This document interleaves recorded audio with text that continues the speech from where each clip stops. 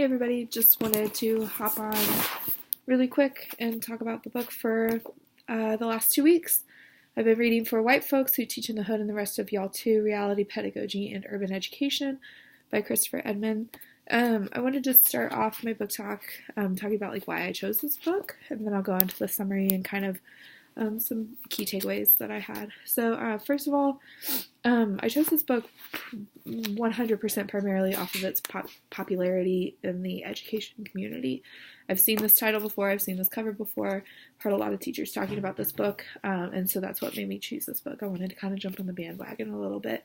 I did not choose this book because I teach in the Hood. I did not choose this book because I teach students of color or urban youths. I actually teach in a very undiverse, I don't know how to say that, but the school that I teach in is in a very small, rural, conservative, predominantly white town. I think I've had a total, in the 2 years that I've been teaching there, I've had a total of maybe 5 students of color across all of my classes, so not a huge diverse population.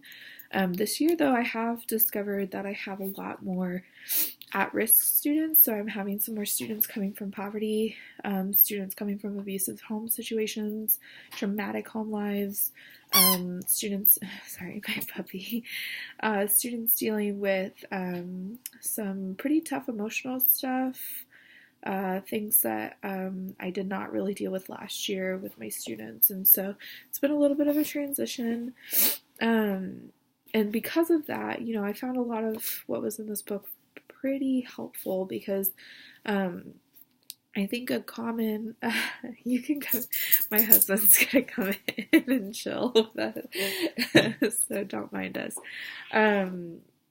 I think something that I kept realizing mentally is that urban youth is often associated with at-risk students as well, which I find interesting because I don't think all urban students are considered at risk, but I think there is a large population of them who are considered at risk, either just through poverty or through home life things. So because of that, a lot of this was applicable. I hope that's not too generalizing for me to say, but a lot of the you were in the that's my husband. Anyway, so let's start with a summary of the book. What I found pretty refreshing for this, considering it's a pedagogical text, is Christopher Edmund includes a lot of his own personal narrative within the book. The book opens with his personal story. I found his story pretty interesting considering he was an urban youth, grew up in the Hood, was considered a troubled student behaviorally and things like that, grew up to become an educator, and was encouraged pretty heavily to let go of anything that associated him with that identity as like a troubled teen. There was a quote in here, I don't remember what page, but somebody told him when he got a job at a school, an urban school, somebody told him, because you look like them, they will not respect you. So don't try to relate to them. Try to disassociate yourself from them as much as possible. Them meaning other students of color and things like that, because I do believe Christopher Edmund is Black. So I found that interesting, and I even shared that quote with a few of my colleagues, thinking, we would always consider the opposite. The more you look like a student, the more a student can relate to you, the more respect they can have for you.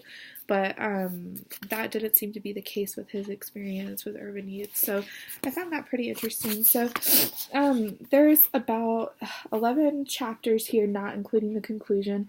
And they talk through a few different pedagogical strategies with teaching urban youth and teaching in the Hood. I don't know, I have a hard time with that phrase. I've always been a little bit discouraged from referring it to the Hood or the ghetto or things like that. I don't know, so it's kind of a new phrase for me to use. A couple of chapters that stood out to me I was really happy to see a chapter on code switching in here. I'm pretty familiar with code switching, and I figured it would be included in this book, so it was just nice to read on that again. That's a later chapter. He also has a chapter on physical appearance, which I found interesting as well, because I've heard a lot of mixed ideas about, how much should we encourage students of color to conform to what is professional and things like that. But I think, it kind of goes back to code switching a little bit. Code switching doesn't have to be with language either. It can be with physical appearance. It can be with behavior, things like that. And I think the way we dress is also a form of code switching in society also. So just some thoughts there. Let's see. A chapter I really enjoyed. His chapter on, I think it's pronounced church. I'm going to actually even show you guys. It's that one right there. Church. Christopher Edmond he gives a nice little personal narrative of a teacher. This chapter actually is the one that's been sticking in my head for a few days now. He is shadowing or kind of observing an early career teacher who was highly regarded by admin, well known for solid lesson planning skills, classroom management, things like that. Christopher Edmond observed his classroom a few times and saw 100% disengagement from his students who were not excited to be in class. He noted that the lesson plans were so airtight and scripted. There was no room for any kind of discovery. There was no room for any kind of student engagement or learning space. It was a very much, I'm the teacher, receive the information that I give you kind of classroom. So in order to try to break that teacher out of those teaching practices, because it sounded like there was a little bit of, not scuffle, but just kind of disagreement with what was considered proper pedagogical practices, Christopher Edmond actually took him to a few Pentecostal church services, and he noticed a lot of the things that are used by those in those sermons can be used within the classroom to reach students of color, which I thought was really, really fascinating, especially since he noted a lot of those students of color were attending those churches. A few of those things being like call and response, and also call and response was a big one, and not preacher-led, it was congregation-led. Reversing that to the classroom, it's not teacher-led, it's student-led. And so if a student takes a lesson off the rails of what you intended, takes it into a different direction, basically letting go of your plans and letting the student take it in that direction, because that's where their learning is kind of being called to. There was a positive response from that teacher too, so there's a happy ending in that chapter. The reason that chapter stuck out to me so much is I work with those teachers. I've seen those teachers. I have butt heads with those teachers. I continue to butt heads with those teachers. These are educators who do not understand days where a lesson has failed. They don't understand why students don't grasp the concepts that they're teaching. They refuse to let go and wing it for a day.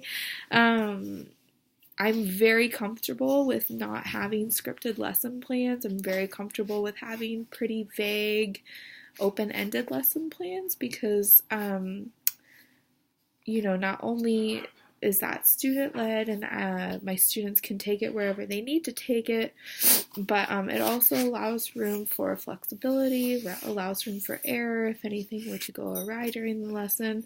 We haven't packed it so tightly that we can't bounce back from this or recover from the failure that day.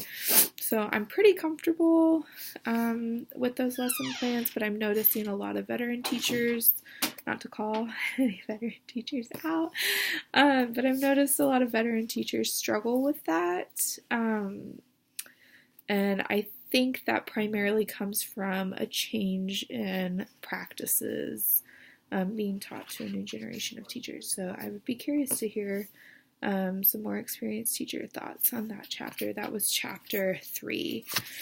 Another chapter that I struggled with was the co-generative dialogues chapter.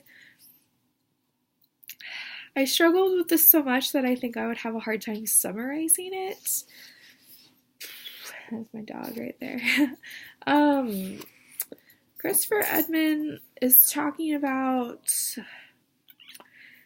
it's so hard to picture. He compared these dialogues to something called rap ciphers, which to me, the way I pictured it in my head as he was describing it, it's when, we have a group of people kind of freestyle rapping, making up their own beats, kind of sharing a music space for an informal period of time. And so that's what he was comparing the conversations with, except turning it on in a more academic head. I struggled really hard visualizing that practice and made a note of I need to look up videos of this happening, and I still haven't had a chance to, because it sounded a lot to me like a more informal but still academically formal Socratic seminar. But a huge difference was he selected a couple of students that he found were promising or showed responsibility or leadership skills who would be able to participate in the Cogin, and that was his shortened version, co-generative dialogue Cogin. And then later he relinquished their responsibilities. I was so confused in that process. I was confused about how it worked. I was confused about the process of it. So I really made a note to look up a video of that to see it play out visually, because I really struggled with that one. Otherwise, like I said, a lot of the discussion on the way students visualize themselves versus the way you as an educator visualizes them in context with school environment, procedures, rules, expectations, things like that, really replacing that with institutionalized rules, procedures, expectations was really interesting, and that was the stuff that felt applicable to my at-risk students right now, when I have students who are acting out in behaviors that are not wanted by me. This book was a reminder for me to step back and remember that behavior is communication. And when I have a student behaving in a way that I don't want them to behave, I need to look at that behavior and assess why that's happening. So this book was a pretty good reminder of that as well. So even if you don't teach in the hood, that's where this last little line comes from. The rest of y'all too. This really works for us other educators, because we all have some kind of population of at-risk students, students of color, students who come from these backgrounds and these cultural locations, students who are coming from the hood, and you should be able to know how to teach them. Excellent resource. I was happy and not surprised on why it's such a bestseller and so popular within the educational community. So highly recommend. If you have any questions, just go on and leave them for me, and I'll try to answer them the best that I can. Have a good night, everybody.